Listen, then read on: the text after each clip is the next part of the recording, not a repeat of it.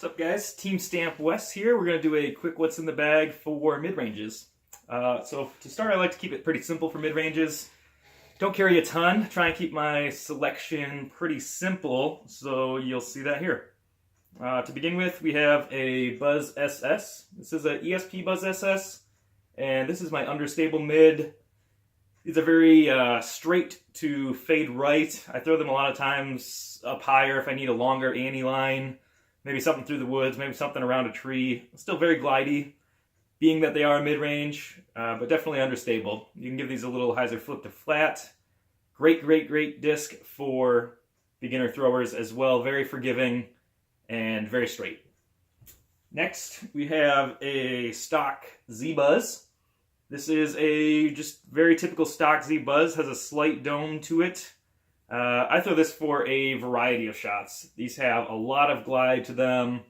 Great off the tee pad for hyzer flip to very straight finish. If you do get them nose down hyzer, you can throw them on longer hyzers, but they do like to flip up and just glide very straight.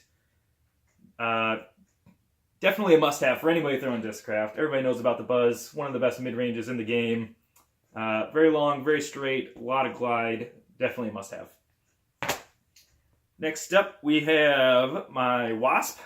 This is a little older Wasp from 2008, and one of the things you'll notice about the Wasp is that they are very flat. I throw these a lot for tee-pad shots. It's a little more stable than my Buzz, I think a 1.5 rating versus a 0.5 rating. So I can really rip on these off the tee box. With them being so flat, they like to stand up on little hyzer flips and glide very straight. You can put them, similar line to the Buzz, but a little more stable, some nose down hyzers and let them carry it. I mostly throw these if I really need to rip a mid off the tee box. Maybe you have something downhill that you don't quite want to throw a fairway at. These are also good as kind of a understable forehand mid-range too. When I throw these forehand, they tend to fade left, even on a flat release. So if you need something that is maybe flat to fade left for a forehand disc, this will fill that void. And if you're looking for something a little more stable than the Buzz, I would definitely recommend going with the Wasp as opposed to some of the other more stable molds.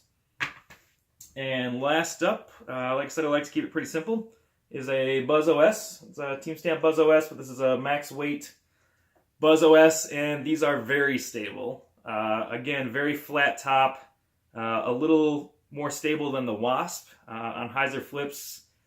Especially with this one being newer, it likes to hold the hyzer as opposed to maybe standing up and gliding. These are also really great for forehand lines as well. I throw these a lot for forehand approaches if I can't quite throw a zone. Similar distance because they are a little more stable than the zone for me.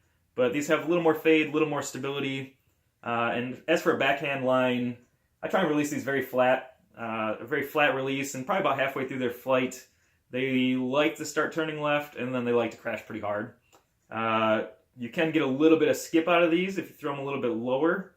Not a wide rim disc, but you will get a little skip, little ground play with them on a backhand line. But again, a great fill for your stable mid-range line. Pretty simple setup. Everything has a very similar hand feel to me, so in switching molds, I really am not switching the way the disc feels. I'm really just switching between discs in between lines and keeping it very consistent. So that's it. Very simple lineup, and hope you enjoyed. Thanks.